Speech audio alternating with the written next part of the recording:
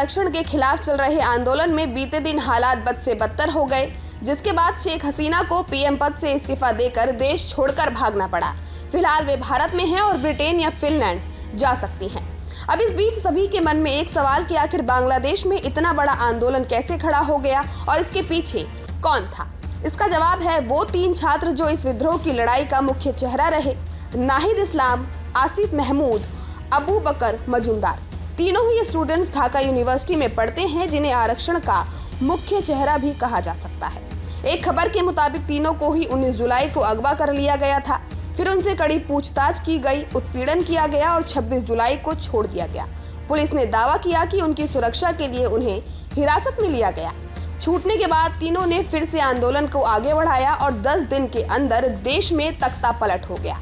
आलम यह हो गया कि शेख हसीना को पीएम पद से इस्तीफा देकर देश छोड़कर भागना पड़ा। अब कमान सेना के हाथों में है। अंतरिम सरकार बनाने की प्रक्रिया तेज हो गई है, जिसमें इन तीनों छात्रों की भूमिका अहम मानी जा रही है। चलिए ऐसे में जानते हैं कौन है ये छात्र। नाहिद इस्लाम ढाका यूनिवर्सिटी में समाज शास्त्र का स्टूडेंट है। छात्र आंदोलन का सबसे बड़ा चेहरा है, जिसका नाम स्टूडेंट्स अगेंस्ट डिस्क्रिमिनेशन मूवमेंट है। दूसरा छात्र आसिफ महमूद भी ढाका यूनिवर्सिटी में लैंग्वेज स्टडीज का छात्र है। वो जून में आरक्षण के खिलाफ शुरू हुए देशव्यापी आंदोलन का हिस्सा बना। 26 जुलाई को डिटेक्टिव ब्रांच की तरफ से हिरासत में लिए गए लोगों में आसिफ महमूद भी शामिल था। उसे भी बाकी लोगों की तरह इलाज के दौरान अस्पताल से ही हिरासत में लिया गया। आसिफ की हिरासत के पीछे भी सुरक्षा कारणों का हवाला दिया गया। शेख हसीना को सत्ता से बेदखल करने में अबू बकर मजूमदार भी है। वो ढाका यूनिवर्सिटी में भूगोल यानी जियोग्राफिक डिपार्टमेंट का स्टूडेंट है। द फ्रंट लाइन डिफेंडर के मुताबिक वो सिविल राइट्स और ह्यूमन राइट्स को लेकर भी काम करता है। 5 जून को हाई कोर्ट के आरक्षण पर दिए फैसले के बाद बकर ने अपने दोस्तों के साथ मिलकर स्टूडेंट्स अगेंस्ट डिस्क्रिमिनेशन मूवमेंट की शुरुआत की।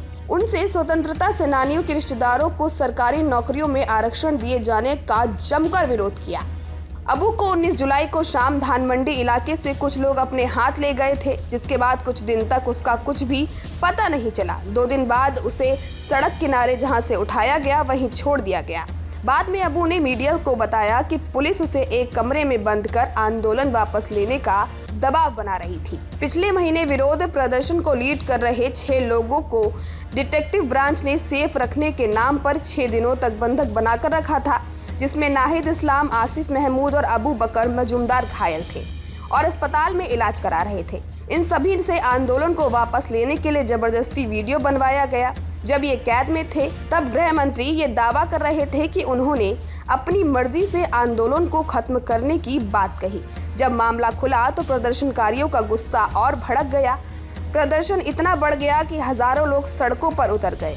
उन्होंने संसद भवन और प्रधानमंत्री कार्यालय पर कब्जा कर लिया। न्यूज नेशन अब व्हाट्सएप पर खबरों की ताजा अपडेट के लिए न्यूज नेशन के इस QR कोड को स्कैन करें।